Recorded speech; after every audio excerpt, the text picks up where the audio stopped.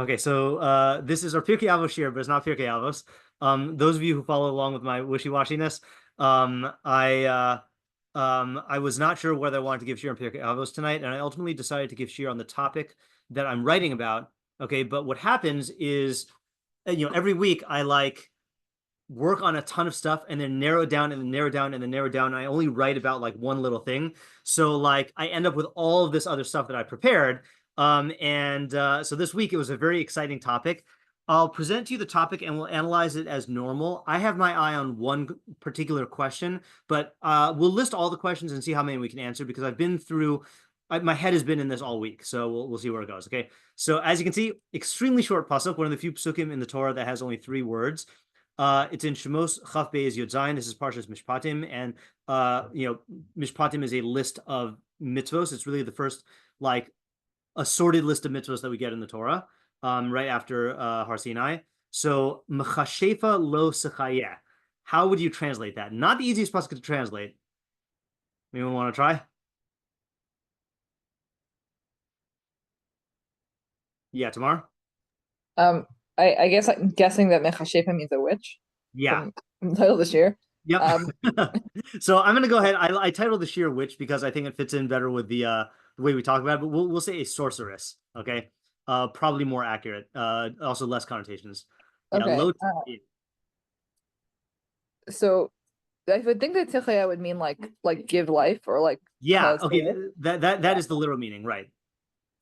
So, but I mean, it sounds like you shouldn't let her live. Yeah, correct. Okay, good. So you shall not let live.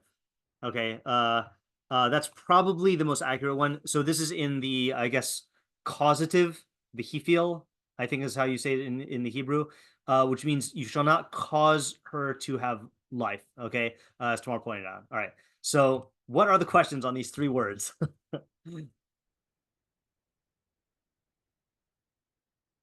Yeah, Alex. What does it mean to cause someone to have life? Yeah, okay, so you should actively kill her, you should not right. enable her Okay, right. So livelihood. what does I'll use the translation lo techaye mean? Okay. Does it mean you should not like uh give her life? Okay, like as the literal translation seems to imply. Um uh does it mean like allow her to live? And if so, what does that mean? Okay, does it mean you should kill her, or as the kids say, uh, right? I think the kids say unalive her, right? I only know that from what's her name, Miriam and Zovin, who does the uh, the Instagram things. Yeah, I think that's a thing though. Yeah, Ayala. So what is Mahashefa? Okay, yeah. Primary question factually is what is a machashefa? Okay. Or let's put it alternatively, right? What is kishuf, right? Sorcery. Yeah, Reza? Is this specifically woman or female? Okay, good. Magic Right. So person? is this specifically Sounds that about a woman? Okay. If so, why? If not, why specify a woman? Yeah, Ayala? Is the context of other psukim relevant? Okay, that's a good question also. So do the surrounding I'm just calling the surrounding mitzvos matter here. Let's just look at what they are. So you have so it's interesting. This does seem to be never mind. Yeah, so it says like this. Yeah, so there's always a question how far back to go, right? Brief generally speaking, you have all of these object and property damage laws, and then theft, and then you have this case. The first one that is not about theft is if a man seduces a virgin. Now, this is not rape, this is seduction, which means that she goes along willingly, but he kind of seduced her. Okay. If a man seduces a virgin who was not yet betrothed and lies with her, he shall surely pay a dowry for her to be his wife.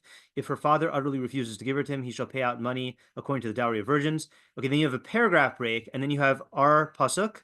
You should not allow a sorceress to live. And then you have in the same paragraph, kol shochef im behema mos yumas. Anyone who lies with an animal should surely be killed, and that is bestiality. And then paragraph break, and then one who sacrifices to gods except for Hashem alone shall be destroyed. So if anything, I guess you could say, is the paragraph related to the thing before it? So I'm just going to spell this out here. Is this mitzvah, okay, related to the only other one in its paragraph, i.e. bestiality? Okay. Is this mitzvah and the one after it related to the previous mitzvah, seduction of a virgin, or the one after it, offering sacrifices to other gods? Okay, so that is a good question, and that's a general question about mishpatim, about the order. Like, is there an order or not, and is it just like juxtaposition order, or is it a whole sequence? Yeah, Anne? How is this different from, just the global no vodazara? Okay, that's a good question also. So I'm gonna place this question over, yeah, I'll put it over here. So I'm gonna say, what is the relationship between this mitzvah and the global prohibition against avodah zarah? I mean, I'm going to say, even though there is a relationship, the Rambam does codify this within Hilchos Avodah Zarah. This is definitely not straight up avodah zarah, because you're not worshiping any gods or doing any acts of worship, but it's still a question about what the relationship is. Yeah, what else? I feel like there are a couple more. Get them all out, even if it seems obvious. I think there are a couple more questions you could ask. I'm gonna, spoiler alert. Okay, this does mean, according to the pshat, that we give her the death penalty. So I think there are a couple questions on that. Yeah, Reza? I have two.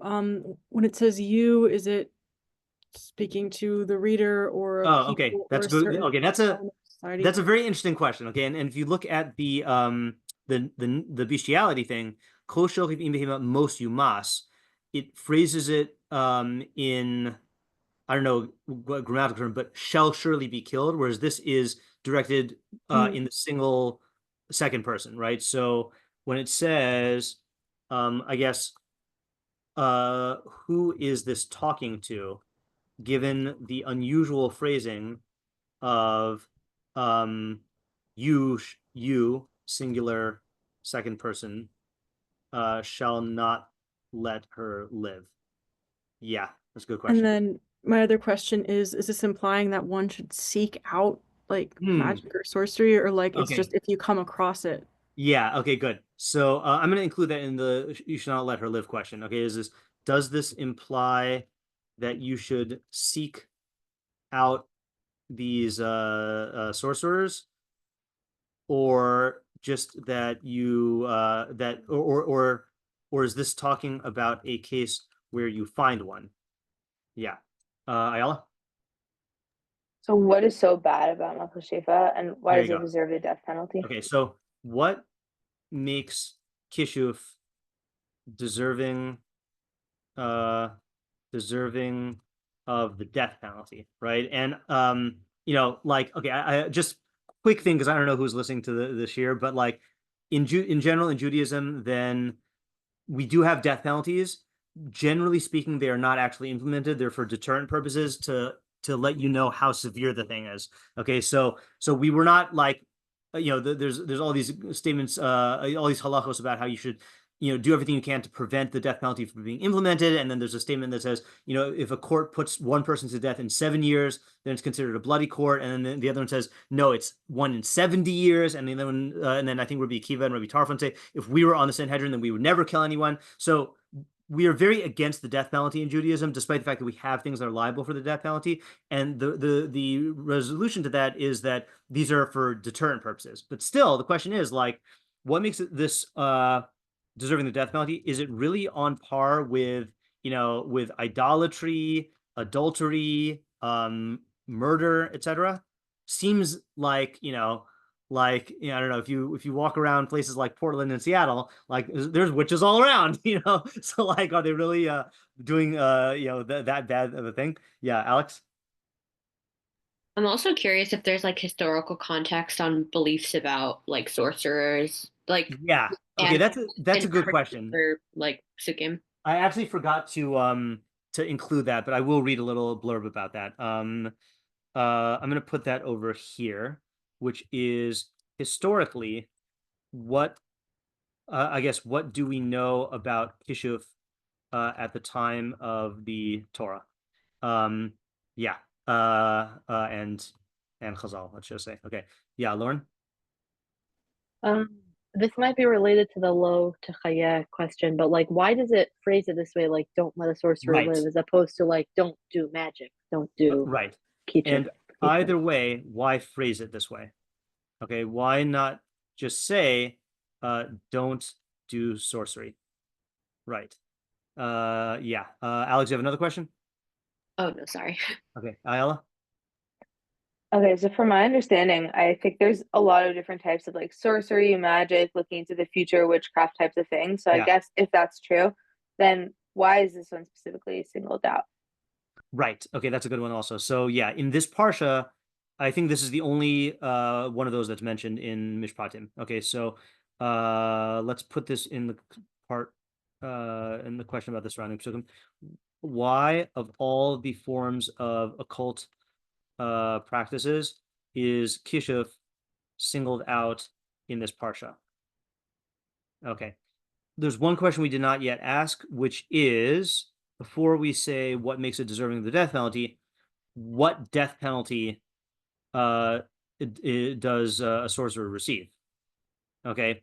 And there are four death penalties in Judaism. There's skila, which is stoning, which is not really throwing stones. It's throwing a person down onto a stone surface.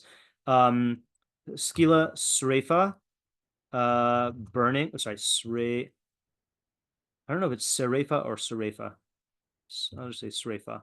Srefa, which is esophageal burning. Okay, not burning at the stake, but burning out the insides. Again, we don't typically do these. Hereg, which is decapitation, and chenek, which is strangulation. Okay, the reason why we can't tell is because it doesn't say, right? There's like, either the pasuk should say it explicitly, like ragom yugamu osom ba'avanim, right? You should stone them, or there are code words like mos yumas means stoning, and or no, maybe I always forget which one's which. I think I'm not sure which one, but there are different like code words for different death penalties. Okay, so now we got, I think, all of our questions. Okay, 10 questions here. We're not going to answer all of them, but let's start off with the factual ones. Okay, so first thing you should know is that this is not actually the source of the prohibition of sorcery. Okay, in the Torah, there's generally a rule. I think this is without exception, that whenever you have the death penalty for an avera, you need two pasukim. You need one pasuk that is the prohibition, and the other pasuk that says the death penalty. So this one is the pasuk that says the death penalty. The prohibition is stated much later in Devarim, when Moshe is recapping everything. So it says, Lo yimate b'cha ma'avir b'no ubito ba'esh. So there should not be found among you one who passes his son and daughter through the fire. That's called molech, a type of avodah zarah, of idolatry.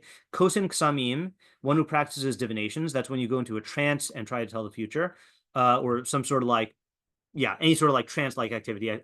I think you have to go into a trance in order for it to be a divination. Ma'onain, which is an astrologer or someone who makes predictions based on lucky or unlucky times. Menachesh, an omen reader, someone who reads omens, or sets up omens to read. Umachashet, okay, and then there's ours, and a sorcerer, okay, and then it goes on. We'll just read the rest of it for context. V'chover chaver, a whisperer of incantations. V'shoa ov yidoni, one who inquires of an ov or yidoni, poorly translated as necromancer, but it's like very specific types of necromancy. V'dorish al mesim, that I think is actually necromancy, one who consults the dead. So those are the occult practices that are singled out for prohibition. Ki to'avas Hashem kol oseh ela, because anyone who does these is an abomination of Hashem. Uviglal hatoevos. Oh, by the way, fun fact, oh, I guess it's not fun. Okay, but yeah, I've given shirim on the expression toeva of abomination before. And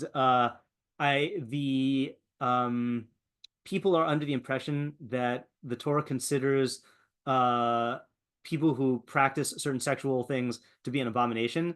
So it's very interesting that I think I mentioned this last time we went through a shiur on the sexual prohibitions.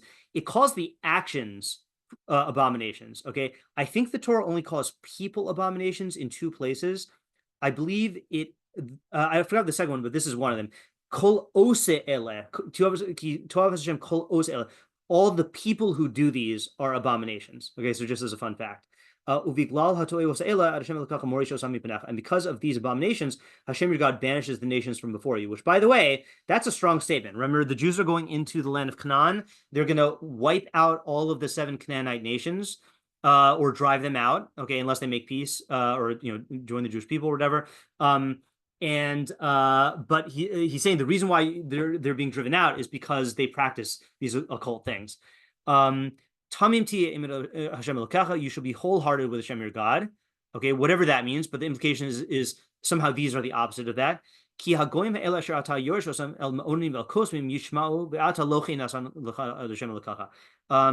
For these nations that you are dispossessing, listen to the astrologers and fortune tellers, but as for you, not so has Hashem your God given for you. And then he goes into saying how Hashem set up a navi, okay, prophets for you to ask. Okay, now we see one answer to our question here. So what answer?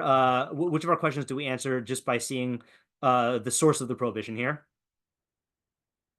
Oh, I'll put the questions in the chat. We don't have enough room. Okay, hold on.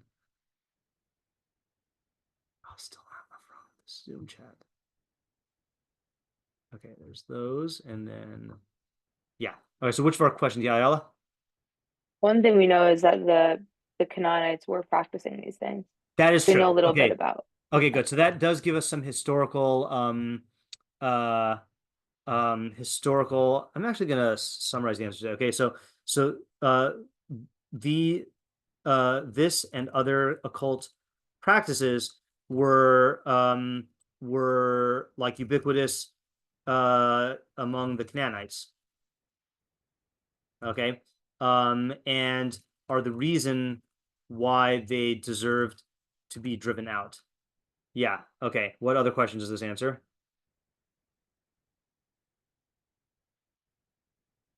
So this answer is this talking about a woman? Okay. And the answer is no, right? Because this is masculine. Okay. So, and so why, anyone know why the Torah expresses this as being about a woman?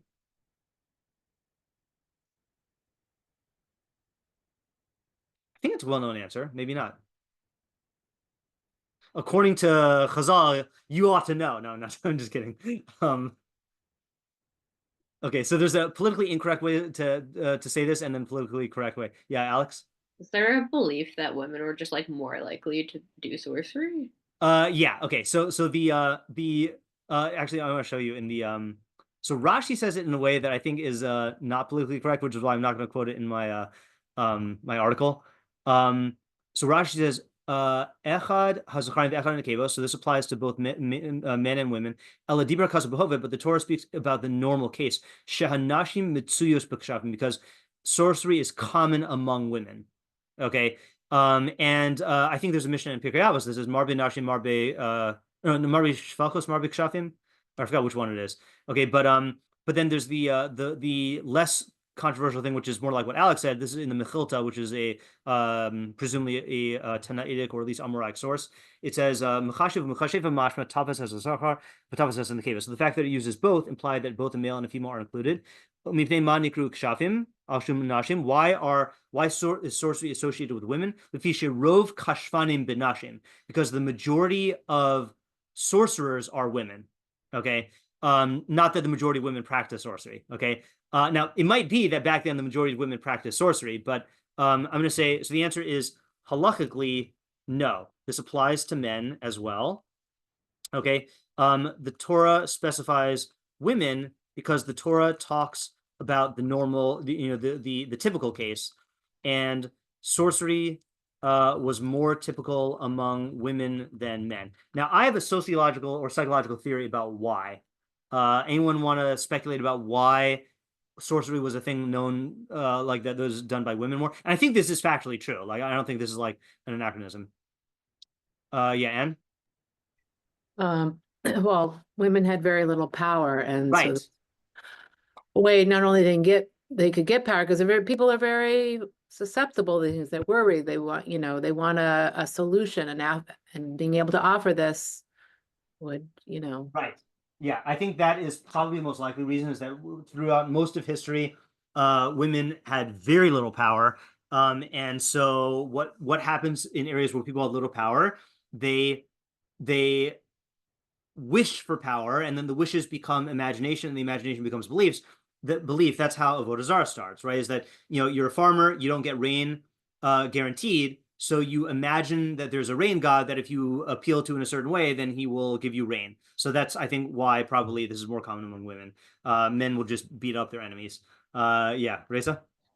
I was gonna ask if it had something to do with like gathering or communication styles, like if men were out working, women would like gather and Oh, like that's interesting. like leave That a could very well be. cross Yeah. up or spread, and then they'd have a theory about how some nature thing works, and That then could be. That could easily be. And I also wonder if there's a thing with the like there's definitely a thing about the like the mystical old man, but there's definitely a thing about like the mystical old sage woman. I feel like that's like a psychological archetype. So that's for someone else to study. Now, while we're here, let me just read to you from my favorite Korn Snock of Lenviser. I know it's blurry, with all the historical information. There's two entries here, but I'm just going to read one of them, which is on page 127, sorceresses in the ancient Near East.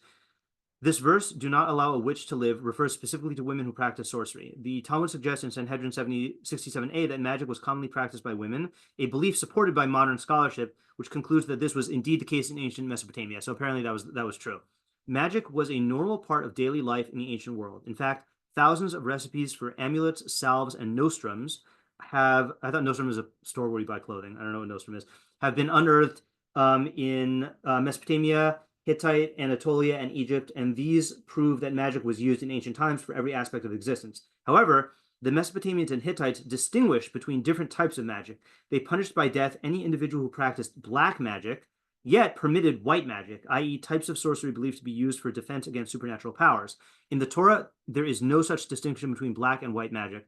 While this verse focuses on the practices of the most common magic practitioners, elsewhere the Torah prohibits all magic practitioners, male and female, as well as all kinds of magic. Okay, so this is a radical law that just we don't appreciate it, but in the ancient world, people did all sorts of magic, and it was bad magic was usher. Here, all magic is usher. Okay, so let us go on. So that's our first fact. Okay, now I quoted this whole Gemara here. Okay, does anyone know what death penalty the sorcery is liable for?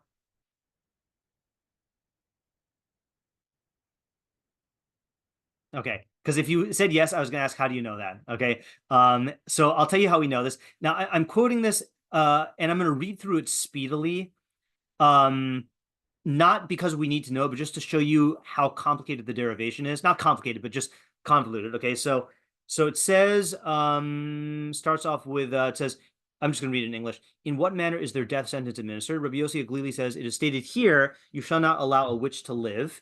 And it is stated there with regards to the conquest of the Canaanites, lo techaye kol neshama. Okay, so it uses this phrase, lo techaye by the witch and lo techaye by the Canaanites that we exterminate. Ma lahalim b'saif, afkan l'saif. Just like over there, we kill them by the sword, because that's going to war. So too here, she gets killed by the sword. Okay. So then Rabbi Kiva disagrees. Rabbi Kiva says, actually, read it. Hebrew. It says here, do not allow a witch to live. And it says in the next pasuk, no, it says in the pasuk by Sinai, so at Sinai, they made boundaries around the mountain, and there was a death penalty for anyone who crossed the boundaries. And it says whether it's a beast or a man, lo yechya, he shall not live, or it shall not live. Malahalim b'skila, afkan b'skila. Okay, just like over there with stoning, so too here with stoning. Okay, so Rabbi Yossi clearly asks a very good question. Ani danti lo techaye mi lo techaye. I learned out the phrase lo techaye from lo techaye. Ata danta lo techaye mi lo yechye. It's a bad drasha. The way that these drashas are supposed to work is use the same language. Okay, so he's like, what are you doing? Amar Akiva, Rabbi Akiva, ani danti Yisrael mi Yisrael sheriba. So they go through the whole thing. Okay. And they eventually end up settling on stoning because, okay, I mean, I think this is the clearest part of the conclusion. Ben Azai says, Mechashefa lo sachaye. It says in our pasuk, you should not allow a witch to live. And then the next pasuk says, Kol shochev im behema mos yumas. Anyone who sleeps with an animal will surely die. Okay, and that is code word for stoning. So both of them are stoning.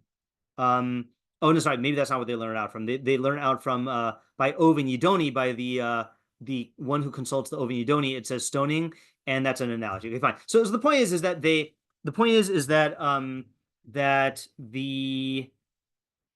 so according to Chazal, okay, according to Torah's wall path.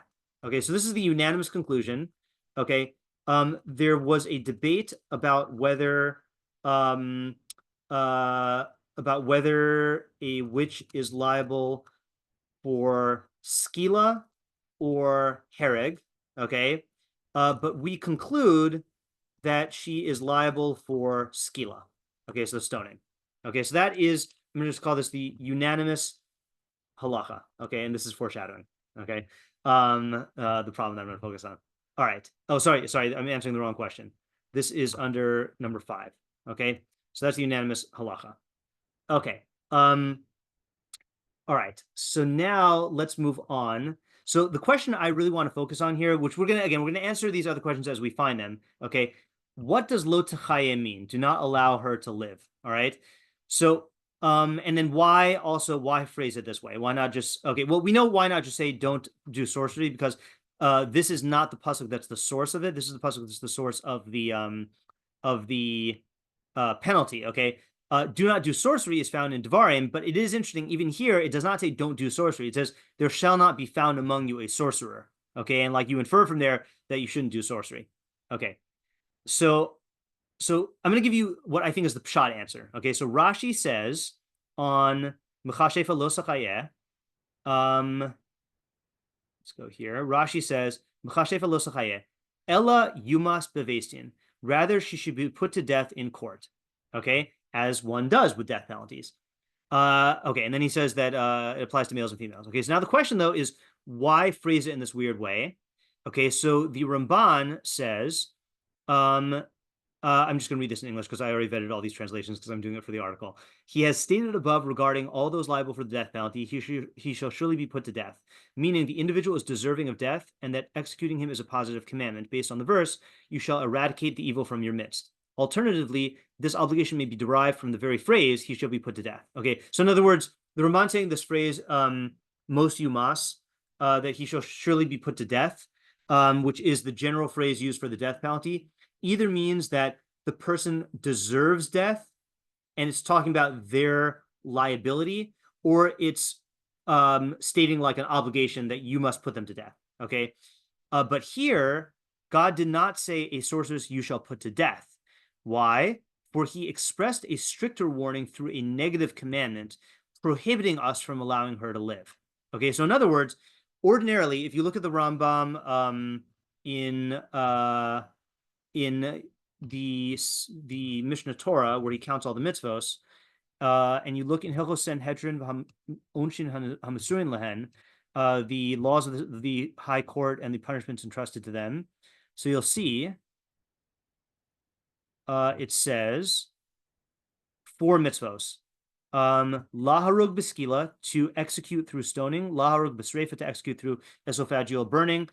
Laharog b'sayif, to execute through decapitation, and laharog b'chenek, and to execute through strangulation. Okay, so those are all positive mitzvahs, meaning when someone is liable for death, you have a positive mitzvah to execute them.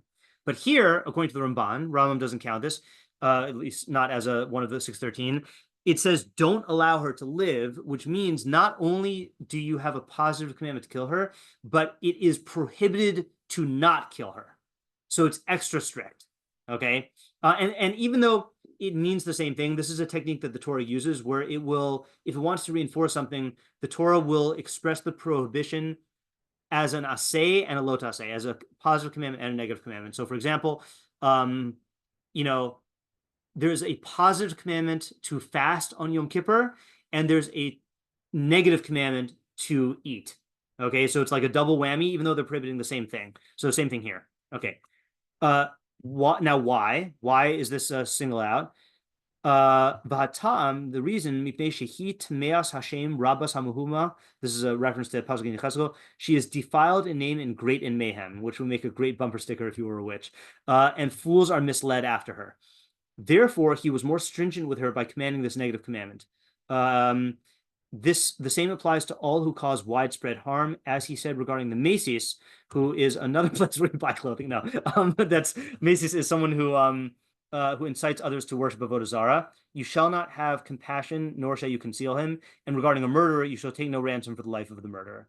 Okay, so the Ramban's answer to the question of so what does lo sachaya mean? Okay, so we have Rashi who says, so we have Rashi who says, put her to death in court. Okay, but Rashi doesn't explain why it uses this weird language. Okay, and then the Ramban says, not only do you have a positive commandment to execute her, but you have a prohibition, a Torah prohibition to not execute her. Okay, any questions so far? Because this brings us to the end of our fact gathering portion before we get into brings us to the end of the normal facts. Yeah, Tamar? Is there like literally a halacha, like an aseh and a lo taseh separate mitzvahs, or it's just saying it and it's lo taseh and that's supposed to be A strictly? good question. So the way we do this is we look at I forgot if I've demonstrated this tool in this year. In All Torah, you have the Ma'agar HaMitzvos, which is the mitzvah collator. Okay. And you can search all the mitzvos. So if we look lo techayeh. Interesting. Okay, so you see from here, shelo lahachayos machashev, not to allow a sorceress to live. So the Rambam. Oh, does the Rambam have it? Hold on. Oh, Rambam does have a prohibition. Interesting. Okay, so he does have this as a separate prohibition. I forgot this. Yeah. So the Ram does have this as a separate prohibition in the mitzvahs laws. I didn't realize that. Yeah. So that's the answer. Okay.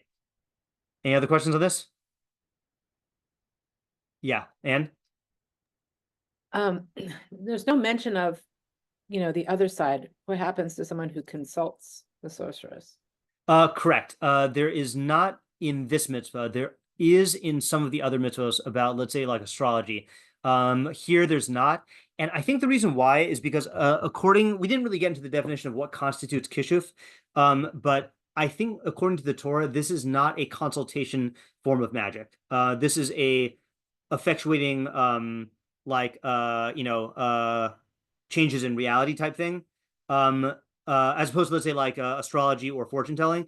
So it could be that if I go to a witch and I like hire her to cast a spell, that might be the same thing as we might say. I'm not poskening, obviously, but we say ein shliach l'devar avera, right? So like if I go to you and I hire you to like commit an act of vandalism, you're the one who is committing the violation, and I just like induce you to do it. Maybe I'm liable for putting a stumbling block in front of the blind, but I don't partake in your avera. So I think that might be the case here, is if someone like hires a witch, then only the witch is liable, but the person who hires her is not, or who asks her. But in fortune telling, it takes two to tango. You are or not, it doesn't have to take two, but if you go to a fortune teller, she's telling your fortune and you're part of the act. So I think that's why it goes both ways there. Yeah. Isn't there a case in is it David or someone goes to a witch? Yeah, so that's that's Shaul, and that is actually they call it a witch in the like loose translations, but it's really a balas ov, which is a specific type of necromancer, which is a more severe prohibition. That's actually, I believe that's actually chayav kares, and it's singled out as like a particularly bad thing. But that is not a machashef type witch. Right. And in your case of like, you can't go around hiring hitmen. I mean, it's on you, right? Oh, so the hitman thing is an interesting thing because for a ben Noach, a hitman is equal to murder. For a Jew, we have a prohibition of ritzicha, which is murder, and then we have what's called shvichus damim, which is indirect acts of killing, which are also usser, but it's a different crime than doing it yourself for a Jew. The penalty is the same. Sorry, what was it? Penalty is basically the same. Yes, it's like, I think it's even if it isn't by adultery, it's different for the man and the woman, but they both get killed. I think the penalty is the same. I'm not sure. I'm not sure what the difference is. I'm not prepared to go into that. Okay. Okay, so let's go on now to what I am intending to write about here. Okay, so when I saw this absolutely shocked me. Okay, so I'm reading along, looking at, okay, why does it say lo techaye, like don't let her live? Okay, and I'm under the impression that when Chazal paskin unanimously, and again, not unanimous in the sense that there was never machlokus. The only machlokus was only ever whether you put her to death with which death penalty. Okay, I did not mean that as a pun. With skila or herod. Okay, but everyone holds we paskin that it's skila. All right. So then you get to the Bekor Shor. Okay, now the Bekor Shor lived in the 1200s. He was, I believe, one of the Bali Tosfos. Okay, and this is what he says. You shall not allow her to live. This implies that she should not stand trial before the Sanhedrin. Rather, once it is known that she is a sorceress, whoever encounters her first merits killing her. Okay? What do we call this in English? What kind of execution is this? Oh, it's when they like a lynching, but that's not the right It is word. like lynching, yeah, basically. But I think we call this like an extrajudicial execution, right? Outside of the court of law, right? So now why? So he says, for if she is brought to court, she might use sorcery to escape or cause harm. Okay? Okay. Similarly, now he brings a good proof. Similarly, regarding the Canaanites, it says, you shall not allow any soul to live. And we see that this does not mean they were brought to trial. Okay, meaning there it is, you go to war with the Canaanites and you kill anyone you find. Okay, so he's saying it's using the exact same language. So why should it be different? All right. Now, what's controversial about that is no one says that you should do this, right? No one else in Chazal, okay, or not no else. No one in Chazal says that we just go and kill her. All right, but the Bekor Shor does say this. Okay, and no one makes this drasha about the Canaanites. Okay. Here too, oh sorry, I didn't complete it. Here too, a sorceress you shall not allow to live does not mean she should be brought to court. So this is exactly the opposite of Rashi. Likewise, we find that Shimon ben Shetach hanged 80 women who practiced sorcery in Ashkelon on one day. So there's a Mishnah in Sanhedrin 6:4 that alludes to this incident, but then there's a whole story in the Talmud Yerushalmi about how there were these 80 sorceresses living in a cave. And like Shimon Mishatach takes 80 students and they go and they basically like entrap them and they get them to do sorcery and then they kill them and they hang them. Okay, or according to some, it seems like they might have hanged them to kill them, which is not how we execute people. All right, so he's saying that this actually was carried out. All right, so I saw this and I was like, whoa, does anyone else say this? Certainly not in Chazal, but does anyone else say this? So I found 2.5 more people. Okay.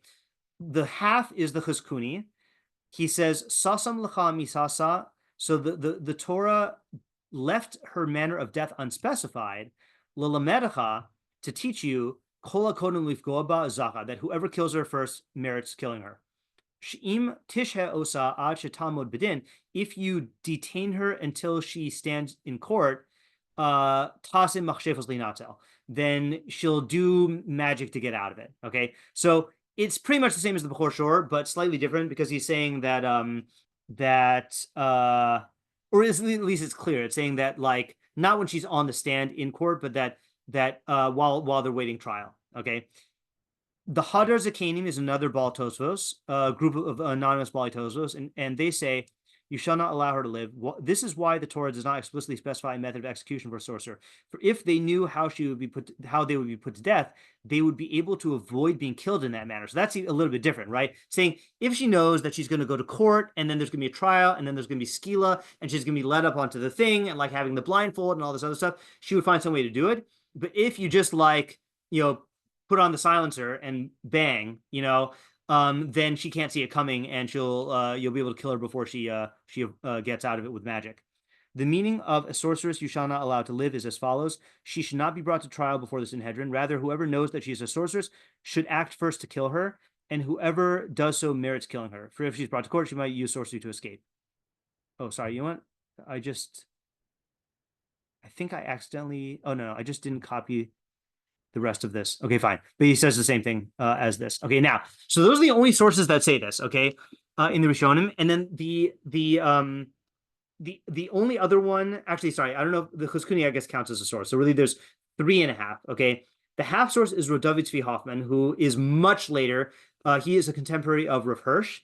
So here's what he says, and this is a little bit more extreme in my opinion. You could argue it's saying the same thing, but he says there's a dispute among the Tanaim regarding the method of execution for a sorceress, and the halacha follows Rabbi Akiva, who rules that it is skila. The Torah explicitly states lo sechaye, do not allow her to live, rather than most tamuth, she should surely die. Because, as Ramban explains, this emphasizes the prohibition against allowing her to live, for she is an abomination before Hashem and a great source of tumult. Okay, so that was the pshat. Now he says, it is also possible that you shall not allow her to live comes to teach us that even if she has not yet committed an act punishable by death, it is forbidden for you, this is answering Race's question, the Israelite state, to allow her to live, similar to the principle of habal lehorgecha hashkem lehorgo. If someone comes to kill you, rise up and kill him first.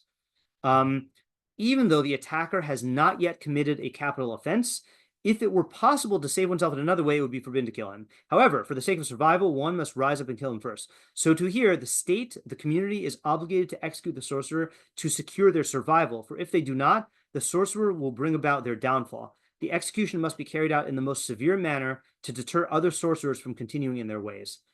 Okay, so this is slightly more machmir. Okay, so if we said before an extrajudicial execution where someone committed a crime and you kill them, what do we call this? Or let me ask this question. Does anyone think of a movie that featured this very heavily? Because I immediately associated it to a movie. I guess it was a book first, but I didn't read the book. I'm thinking of the word vigilante. This is a vigilante, yeah, but the vigilantes usually go after criminals, right? This is someone who has not committed a crime. So this, I thought of the Minority Report, right, with Tom Cruise, directed by Steven Spielberg, where you have people who they kill you before you commit the crime because they have a network of like psychics who could tell when you're going to commit the crime. So this is a pre-criminal execution, pre-crime execution. Okay. So the question here, let's summarize here. So Pre-criminal. Yeah. If she's a sorcerer, then she. That's the thing. Sign up for the course and then you know what I mean, and don't know anything and not done anything. Okay, so you can read this in two ways. I mean, certainly according to the Bekor Shor, the Chazkuni, and the Hadar Zakanim, sounds like we know that she's a sorcerer. Here, he said, I'll read it in Hebrew. Rodotzi Hoffman in Hebrew. Sha'af ki term tivatzea pe'ula she'onsha maves. Even before she commits an act that's punishable by death. Okay, so I mean, it sounds like your 15-year-old daughter goes and goes to the magic spelled with a CK section of her local Barnes and Noble, and she gets a book of love spells to cast to seduce her the person who she wants to be her boyfriend, right? And she's sitting there with a spell book. Okay. Sounds like at that point, she hasn't yet become a sorceress, but you know that she's going to cast a spell, then you should kill her. So to me, that it sounds more extreme than the other opinions. Okay, so either way, let's summarize here. Okay, so the So according to the Bekor Shor, the Chazkuni, and the Hadar Zakanim, then the Torah says don't allow her to live, because we are obligated to kill her by any means necessary, even without a trial. Okay, and then according to the Rav David Tzvi Hofman, okay, so he entertains the possibility that we kill her even before she commits the crime. Okay, so the big question obviously is, hold on. The big question is, how could these meforshim hold this? Okay, like, first of all, this goes against the halacha, okay, as established by Torah Sheba'al Peh, right? And when do we ever do this in halacha, right? We're so against the death penalty that we don't even we do everything possible to avoid carrying it out. Yet here we're being encouraged to sidestep the courts and kill on our own, right? And any citizen can do this, can and should do this. So it's just astonishing to me, okay? And that's why I didn't want to call this by the I gave this title a separate name, but the title I'm working with for the article right now is, does the Torah condone extrajudicial witch hunts? Okay, more pointed. Or the original one was French Tosafist extrajudicial witch hunts, but I thought French Tosafist sounds too much like French toast, so I decided to, and it also evokes like burning witches at the stake, so that's too messy. Okay, so yeah, okay, so that's my question. Okay, anyone have any answers as to how they could say this, given the fact that this is not how we paskin? Again, just going over basic methodology here. Okay, in halacha, okay, I'll open a can of worms and then show it to you and then close it, which is that I was recently having a discussion with my dad about what is the difference between conservative Judaism and Orthodox Judaism, okay? And there are several differences. To me, the most notable one has to do with the belief that they hold is acceptable about the divine origin of Torah. Namely, they hold that it's okay to believe that either there was an event at Har Sinai, but God didn't give any content and we just were inspired to write it, or they deny Sinai altogether and they hold in their charter that that's an acceptable belief. But another major difference is that they do not follow the halachic methods or the halachic protocol that we do. So part of our halachic protocol is that once the Mishnah was compiled, and you have sages of the Mishnah called Tanaim, so subsequent sages, the Amoraim, the sages of the Talmud, cannot argue on the sages of the Mishnah, okay? Meaning you could come up with whatever possibilities you want theoretically, but halachically, halacha was frozen, so to speak, with the opinions in the Mishnah. So if there's a machlokes between Rabbi Kiva and whoever it was, Ben Azai, about whether you do, or who was it? I forgot who it was, Rabbi Yossi Aglili, whether you do skila or hereg, I can't come along and say, well, I have a third opinion. I can have a third opinion, but it does not weigh in and does not factor in.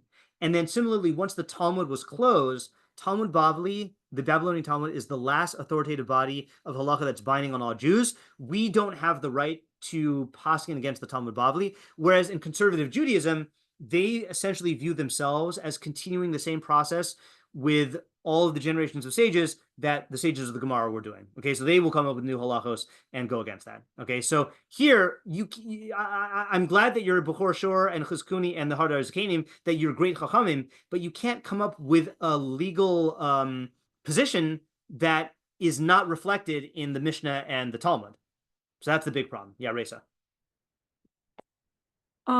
When you asked how could they entertain this possibility that they kill her without like a trial or before she commits the crime, I'm wondering if they, if the assumption is that like even the willingness to like partake in this witchcraft like changes a person on some like chemical level that they cannot in any way go back to being however they were before.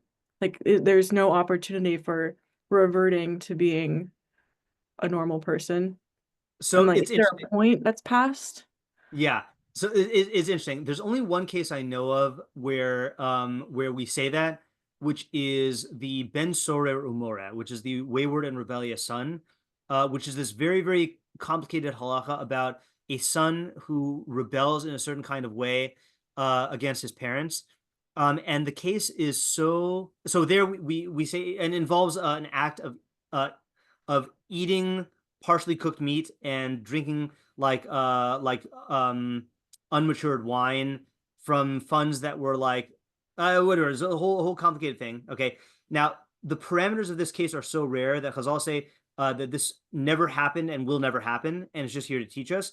But the question there is, why is he liable for the death penalty? And the Chazal say there that he's being put to death al shem sofo, because of what he's going to become. That if we see these signs here when he's like like he has to be a certain age, like if I remember correctly, between 12 and 13, I think, or within the first couple of months of 13. I forgot what the halacha is. So there Chazal say we kill him based on his future state. Okay. But I'm not familiar with any other case like that, or any other case where we say that it's too late to change. And in fact, the Torah's philosophy for why we kill with the death penalty, one of the aspects of it is the death penalty brings about your atonement, and you're doing teshuvah. It's supposed to help you to repent before you die. So I think that if there were an idea like that, then first of all, I'm not familiar with any idea like that, and that would be like positing big things about like a point of no return in free will, which could happen, but if that were the case, then like I would kind of hope that they would say that, because that's such a radical idea. That's not just like legally radical, that's like metaphysically radical, So creative answer, but I don't think that that's what they're saying. Wait, the idea that like a person cannot revert back to how they were is radical, or the idea that once they partake in something, it like changes them in some way that they're like a different. I'd say either. Okay. Yeah. Now you mentioned the word chemically. I mean, yes, you could chemically induce something, but that's not. You're not saying that's the case here. You're just, No. Yeah. Ayala. I was gonna say, is it possible to say that they had different like scientific views? Like, do we know anything about the Bekor and therefore how would that help with this? Like, did they? I mean, or about like did they believe that magic was real in a certain way, and that actually like these people could, I don't know. Yeah, I assume that they really believe magic was real. Yeah, when they say that she might use magic to escape or to cause harm, then I think they believe that. So, I mean, I guess it's not a good enough answer to be like, well, they actually thought maybe you wouldn't be able to actually have a child and kill her that way. Okay. All right. So I think you are onto something. Okay. I think you're onto that's going to be my my second answer. Okay. Or it's going to be related to that. Okay. But I think that I think you're onto something. I think it needs to be developed just a little bit in order to like answer this question head on of like, how can they seemingly go against Chazal and the pasuk? Yeah, Lauren. Could it be that, I mean, this is all these sources, their commentary on Chumash, so they're not necessarily saying that we paskin this way, but maybe there's an idea that we can learn from. Okay, so this is my first answer. Okay, so let's see if you can get this answer. Okay, now there are several answers to this question. of all the classical commentators, okay, who is the pshatiest of them all? Okay, who focuses most on pshat, on the straightforward meaning? Okay, and again, there are several answers to this, but I'm curious who comes to your mind. Is it Rashbam or Ibn Ezra? Yeah, okay, good. Those are two candidates, Rashbam and Ibn Ezra. Okay, so Rashbam, who is Rashi's grandson, one of Rashi's famous grandsons, has two introductions in his commentary. One introduction is found in Bereshis, in chapter 1, verse 1. The other is found in the introduction to Mishpatim, our parsha. Okay, so here is his introduction. He says, Yadu v'avinu yodei seichel, those who love rationality. Okay. Oh, sorry. There's two things. This one, those who know rationality. There's another in his other introduction. He says, "Ohave seichel," those who know rationality. Which is a weird phrase. Yadu know shekol ki lo basi lefarsh halachos. They know and understand that I have not come to explain halacha. Okay, in my commentary. Afal pi shehim ikar, even though the halachos are primary. Kamoshi pirashti v'breshis, as I said in my introduction, ki miyitur hamikros nishmain hahagados v'halachos, because haggados, which are non-legalistic teachings, and halachos are derived from textual redundancies. Umiktasan yimtzu b'firushe Rabbeinu Shlomo Avi Imi Zatzal, and some of them can be found in the commentary of my maternal grandfather, Reb Shlomo. That's Rashi. Okay, va'ani lefarish pshutan shel mikras basi. I have come to explain the pshat, the straightforward meaning of the scriptures. Ve'efarish hadinin v'halachos lefi derech eretz. Okay, and I will explain the laws and rules lefi derech eretz, which literally means according to the way of the world. The alpha pichein, nevertheless, ha-halachos ikar. The halachos are primary. Kamosha amru rabusenu, halacha okeres mikra. As Chazal say in Sota 16a, halacha uproots the pshat of a verse. Okay, now what does this mean? So there's certain people who are considered like unanimous experts on specific rishonim. So the hands down expert on Rashbam is Rabbi Dr. Marty Lokshin. Okay, so he writes in his footnote on this, and I'm just going to read it in the English here. Toito, don't know who that is. He apparently wrote this thing called Pshatos HaMishchashim B'chol Yom, demonstrates that even Rashi used the term derech eretz to mean the conventional manner of speech or customary practice. Okay, so derech eretz here does not mean, derech eretz is a very ambiguous phrase. Derech eretz in some cases means like good character traits. Sometimes it means etiquette. Sometimes it means sexual relations. Sometimes it means earning a living. Here it means in like the conventional manner of speech or customary practice. However, Rashi never claimed that his commentary on the Torah was written according to derech eretz. Rashbam on several occasions explains that the difference between his interpretive approach and that of Rashi is that Rashbam interpreted the Torah according to derech eretz, meaning that his commentary is based on the assumption that the Torah speaks in human language, whereas Rashi assumes that the Torah must be interpreted through special methods based on the premise that it was not written in the conventional manner of speech. So in other words, Rashi you will find doing a lot of drasha and the 13 meters that the Torah is expounded through and homiletics. Rashbam is going lefi derech eretz, which means according to normal speech. Okay, so based on this, okay, Lauren was on the right track here. How would you answer our question of oh, no, by the way, I realize I have not read the Rashbam, but let's assume, if we assumed that the Bekor Shor and Chazkuni and Hadar Zakanim are explaining the Torah lefi derech eretz, so then what are they actually saying and what are they not actually saying? Like, what would they answer if you asked them, how can you suggest that we do an extrajudicial killing?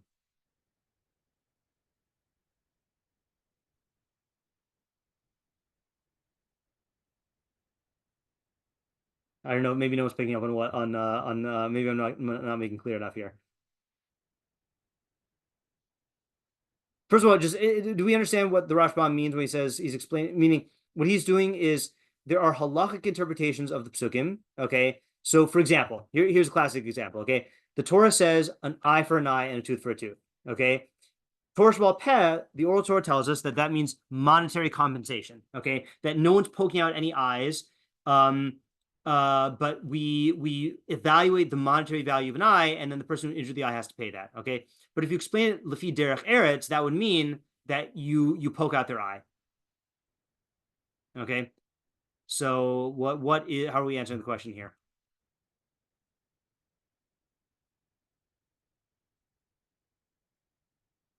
Okay, so here's what I'm going to say, okay, which is that perhaps these meforshim are explaining the Torah lefi derech eretz, okay, which means not based on halacha, which they hold by, but based on how you would read the psukim in normal human language, and what ideas you would draw from that. Okay, so really, they hold that the sorceress is brought to court and tried. Okay, but they're saying that they're expounding on the open-ended, like all-encompassing charge, do not let her live, to warn us about how dangerous the sorceress is, and saying that by all rights we should kill her, even without a trial, and even before she commits the crime, because she's just that dangerous. Okay, so in other words, let me actually start this off. Okay, answer one is they don't actually mean what they said. Okay, meaning that they're not actually suggesting that we go against halacha and kill someone outside of the court of law, but they're interpreting the Torah lefi derech eretz. Okay, and I want to show you a support for this. Okay, where would we look to see whether this is how you would interpret our pasuk lefi derech eretz? Like, if we want to see someone who interpreted this lefi derech eretz, where would we look? Rashbam. Rashbam, okay, right? So Rashbam does not give that interpretation, but look at what he says. It's actually very close, and it's actually what Reza said. He says, a sorceress you shall not allow to live, because sorceresses tend to perform their deeds in secret, in hidden places and caves, as we find in the case of the 80 women in Ashkelon who were hanged by Rabbi Shimon ben Shattach. Therefore, the verse says, you shall not allow her to live. Do not despair from seeking them out. Not despair is the wrong word. Do not give up seeking them out, and do not allow them to live out of negligence. That's also a little vague. Do not to live on account of your negligence.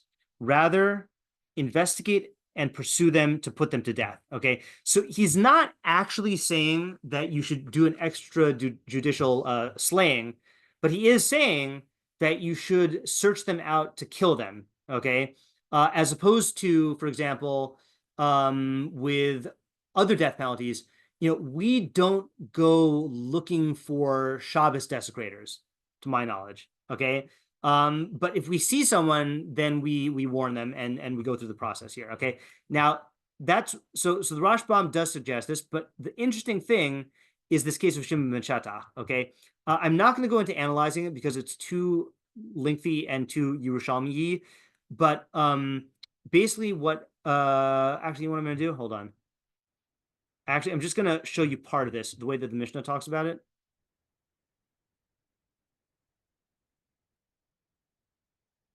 So the way the Mishnah talks about this is, it says, okay, so there's this thing of hanging, okay, which is that after you you put someone to death, then you, through stoning, I don't know if it's just through stoning or through everyone, you hang their body briefly and then you take it down. Okay, so you don't kill by hanging, you just hang them up and then take it down really quickly. Okay, so it's going through these halachos, and it says the corpse of a man is hung facing the people, but the corpse of a woman out of modesty is hung facing the tree. This is a statement of Rabbi Eliezer. And the rabbis say the corpse of a man is hung, the corpse of a woman is not hung. Rabbi Eliezer said to the rabbis, did Shimon and Shetach not hang in Ashkelon women who were found guilty of witchcraft, proving that the corpse of a woman who was executed is also hung? Okay, so that sounds like, he hanged those women. They said to him, no proof can be brought from here, as he hanged 80 women on that day, and the halacha is that the same court may not judge even 2 people charged with capital transgressions on the same day. It is therefore clear that he was not acting in accordance with Torah law, but rather his execution of the 80 women was an extraordinary punishment necessitated by unusually pressing circumstances. Okay, so what does it sound like it's saying that he did? How is his act of hanging these women being characterized here? Like something that was needed for the time. Yeah, is what we call a hora shah, a temporary measure and outside of the realm of halacha. Okay, so I think that's actually the strongest proof that these Rishonim have. Okay, which is sorry, I jumped the gun. Okay, I accidentally segued into the second answer. I was going to reserve that for the second answer. Okay, the second answer, I'll just go to this right now, is what Ayala was saying. Okay, which is they do mean what they said. Okay, but not as the formal ruling. Okay, so here's how I'm thinking about it. Okay, is really they agree that on paper a sorceress is liable for death by stoning after going through the whole process of the court trial. Okay, however, a sorceress is so dangerous. Okay, that we treat her like, okay, did anyone think about what we're treating her like according to their description when they say that haba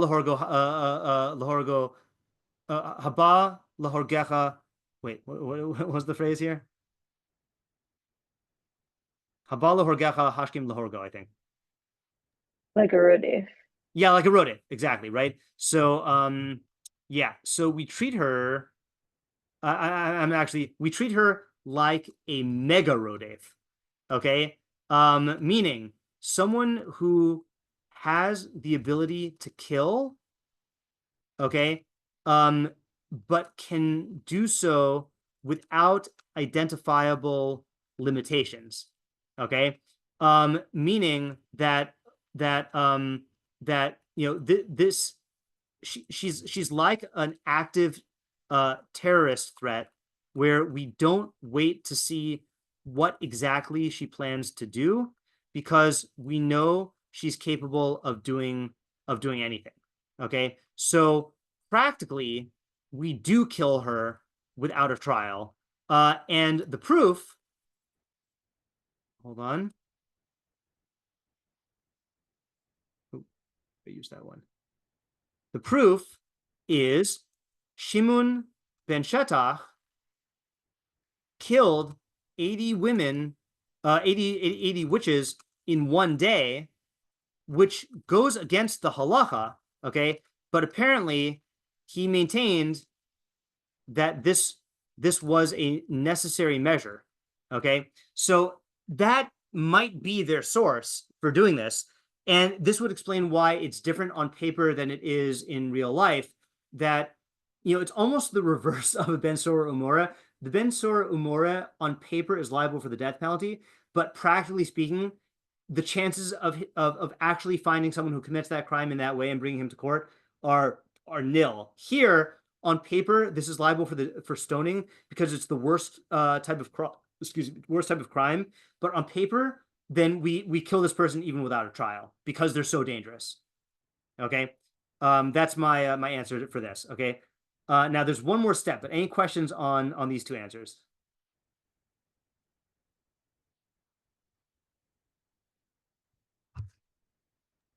Well, I want to know, are you going to address like this issue of like, does she have real power or not? Okay, that's the question. What's the real source of her power? Okay, so that's the question, okay, which is, this is all very nice if you hold that sorcery is real, okay? But what if you hold, like Rambam, Ibn Ezra, Who else holds that magic is not real?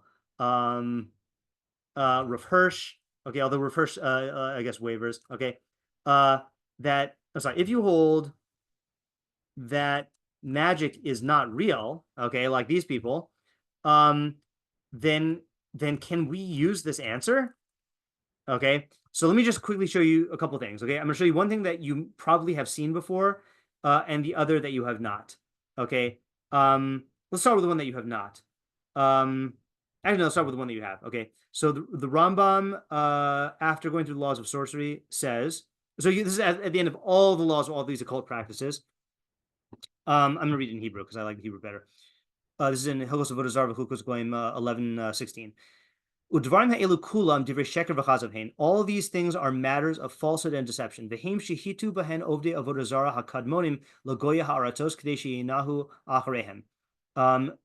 they were used by the early idolaters to mislead the nations of the earth into following them. It is not proper befitting for Israelites who are or should be supremely wise to be drawn after such nonsense. Or to think that there's any benefit in them. As it says, it says there's no omen reading in Jacob nor fortune telling in Israel. And it says, we'd read that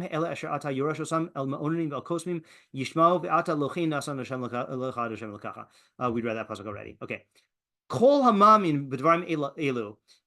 Anyone who believes in these things and things like them, and thinks in his heart that they are true and wise, true and matters of wisdom. Okay, i.e., like, I don't want to say scientific. Fine. Of all Torah asar, but the Torah forbade them. Is nothing but a fool with a deficient mind. Oh, hold on. This is not a good translation.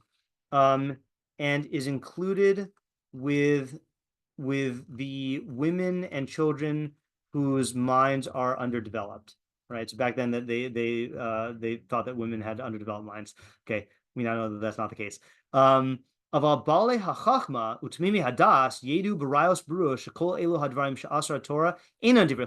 who possess wisdom and sound reason know with clear proofs that all these practices prohibited by the Torah are not wisdom, but their vanity and emptiness. That those lacking in understanding are drawn to them, abandoning all paths of truth as a result.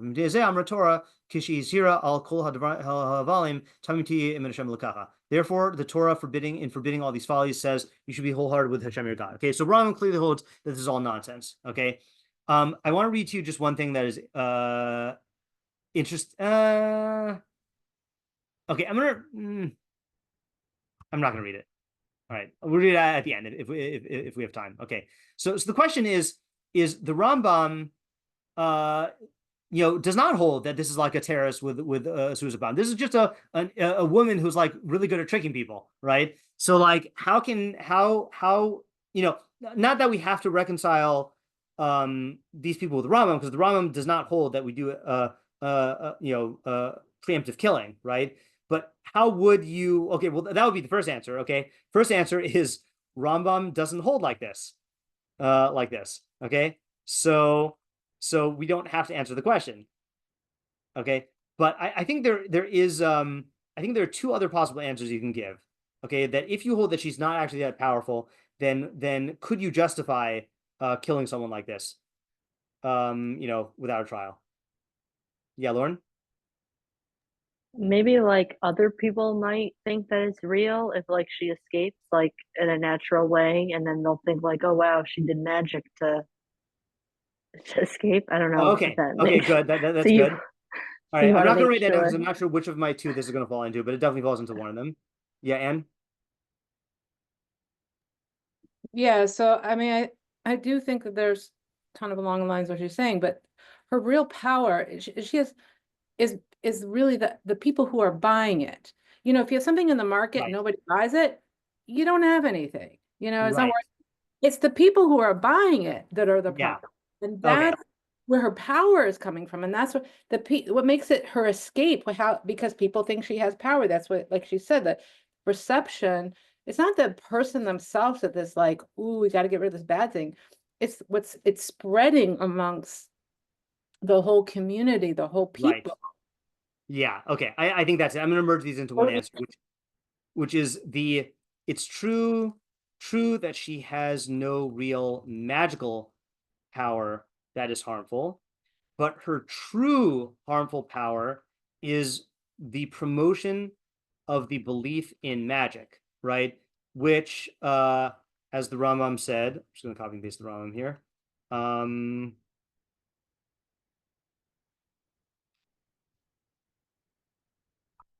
Which causes all people to abandon all paths of truth as a result. Okay. And that is dangerous enough to warrant an extrajudicial or even a preemptive execution. Okay. Just like Pinchas. Yeah, like Pinchas, right? Yeah. I mean that actually we hold is a halacha l'Sinai, but it is similar to that. Is that without a trial, you just go up there and do it. Okay.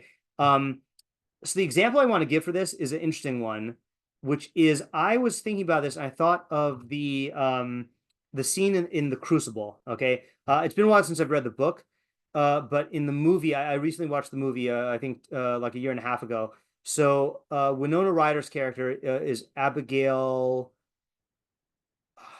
I just wrote the summary of this. Abigail, whatever. So basically, it's a movie. It's about the Salem witch trials, and basically, there's this like rumor that there are that there's some witch that these witches are casting spells or whatever. So there's a scene where and the person who's like leading the movement is this girl named Abigail who is really trying to like sleep with this married guy. Okay. So she is basically in trial on the stand, and there is another girl who's a witness that Abigail is the one who instigated this whole thing and it's all fake. Okay. And Abigail's on the stand with all these other girls who are like, were believed to be affected by witches. So Abigail senses that she's about to get caught.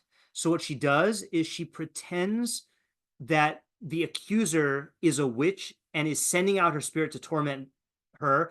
And she starts like screaming and pretending she could see this demon in the court. And then all the other girls start screaming and like basically fall into hysterics along with her. And it causes this whole panic and it turns the tables and then makes the girl who's going to accuse her recant. And like that basically like spells doom. And that's like the final move that like sends innocent people to their deaths, and so there's this like panic that the belief in witchcraft can cause, okay, that is dangerous enough that you have to stamp out all of the people who are promoting this belief. Now, is there I think there's a question you could ask on this, okay, which is isn't there a chance that the persecution of these witches will make people believe in them even more? Okay, so how do you answer that question?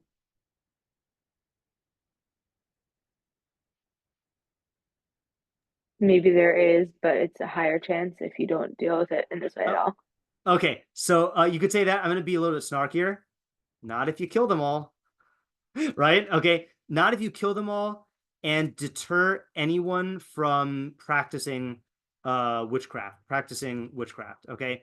I have not done studies, but I'm pretty sure that if you go to Iran, you're not going to find any women doing any witchcraft. Okay. Why? Because there they'll actually like, I don't know if they actually, I assume that they put people to death there. Whatever, in these like really strict Muslim, theocracies, they do put people to death for these things. And yeah, it's very bad and they do it in very bad ways. But like kind of like in the Philippines, right? Duterte did a really good job of cleaning up drug dealers from the streets because he killed all of them, and if you have the penalty high enough, then you deter anyone from practicing it. But what makes it warrant the death penalty is that this is such a dangerous thing to cause people to believe in this. In fact, I just want to quote something from an article I wrote last year about why, according to the Rambam, you should not do sleight of hand. Oh, let's pause to look at the cute picture of me doing magic when I was a little kid. All right. Yeah, the Rambam says in the prohibition of doing sleight of hand, he says he's talking about the Israel lo te'onenu, which includes an act of achizas einayim, visual illusions. The sages say ma'onein, this is one who does an act of achizas einayim, of visual illusions. This is a large category of trickery, including sleight of hand, which brings people to imagine things that are not real, as we see them doing all the time. For instance, when a person takes a rope and in front of onlookers tucks it into his cloak and then produces a snake, or one who throws a ring into the air and produces it from the mouth of a person in front of him, and all other types of illusions like this, which are popular among the masses. Every act of this nature is forbidden. One who does this is called a performer of illusions, and because this is a type of kishuf, sorcery, he receives lashes. Not only this, but he deceives people. Okay, now, pausing here, if you're wondering, well, how can people do magic shows? That's what my article is about. And I go through Rav Moshe Feinstein's Shita, who holds that if basically, well, you'll read it, okay? But there are ways to do magic shows. But the Rambam is just talking about the category. So he says, the harm caused by this is very severe because things which are completely impossible are rendered possible in the eyes of the ignorant fools, women, and children, accustoming their minds to accept impossible things, thinking they are possible, okay? Understand this, and the Sefer Chinuch similarly says another very great danger lies among the masses and the women and youths. Matters which are impossible to the utmost degree will be taken to be possible, and it will delight their minds to accept that the impossible can be without it being a miracle from the Creator. And perhaps the result of this for them will be an evil cause to deny the fundamental of His existence, and their souls will be cut off from eternal life. So, in other words, the harm is, now this is where we get to what Ayala said, is that like the harm of people believing in magic is so great, I guess in sorcery, is so great that we are willing to engage in this type of extrajudicial killing and preemptive killing in order to eradicate this from Israel, these practices from Israel. Yes, Anne. I mean, if you look at it as the power is coming from the other people, rather than saying that we need a society that's whatever the level of what the Muslim did, which is basically, I mean, they're just killing women left and right for no good reason. Right. So I think that's a really bad precedent and not any kind of goal we have in Judaism. But the idea of it being very swift means that it's sort of like, it's like that kind of thing of like, well, how do we know like someone's a false Mashiach? Well, you kill him. Right. Right. Or Yeah. I guess weren't, that's what happened in Bar Kokhba. I mean, Right. he Yeah. died Meaning like we can see this going in all sorts of bad directions, but like it will have the effect of deterring and people from going into this, and also like showing that these witches don't have power, Right. And that takes away their power, because if people are like, they don't really have power, then again, what they're selling in the market becomes just silliness and right. nothing. They're just not going to do it. Right. And the risk of, dying from it. Yeah, exactly. Right. There's no value. You don't have, you're not selling anything anymore. Right. Buy what you have. Exactly. Yeah. So, let's just see if we answered any of our other questions here. So we answered lo techaye, right? So that was the main question, which is, plain shot, put her to death in court, and it's also a prohibition not to execute her. And then if you're going to say this, kill her by any means necessary, which does fit into the words, and answers the question about why the Torah didn't spell out the type of death penalty. Our question was, how can they hold this? Well, either they don't actually hold this, but they're really spelling out Lefi derech eretz, what we would do, even though we don't actually do it, or they hold that we do really do this, and that even though the on paper she's only liable for skila, we treat her as a real threat because she might be able to do anything to get out of this, and that's really bad. And even if magic is not real, then there's still grounds for saying that this would be a good approach, even though we're not necessarily saying that that's the case.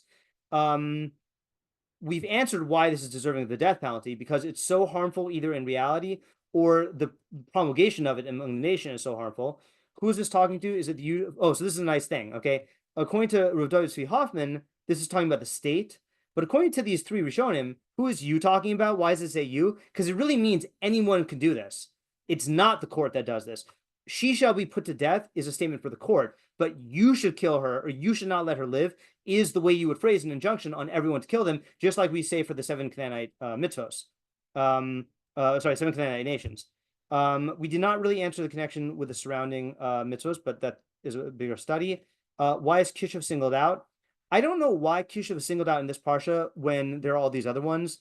Perhaps because this is the most pure form of magic, in that it is the least, it's the most broadly defined halakhically. All the other things have specific definitions. Like if you look at what it means to consult the dead or do necromancy, there are very, very specific things. Here, the Rambam doesn't even define it because there's so many varieties of it. So it could just be that it's the most primary one. And what's the relationship between this and the global prohibition against avodah zarah? So I'll conclude here with a phrase that I first heard from Rabbi Zucker, which is that why does the Rambam codify Hilchos avodah zarah and Chukos HaGoyim? And Chukos HaGoyim refers to like these magical practices. Like why does he equate them and put them on par? So he said avodah zarah is, does not spring up in a vacuum. He said avodah zarah is like a type of tree that grows in a specific kind of soil, and that type of soil is magical thinking. Okay, you don't have avodah zarah unless you have magical thinking. And Rabbi Chait's definition of avodah zarah is relating to the products of your psyche as a reality.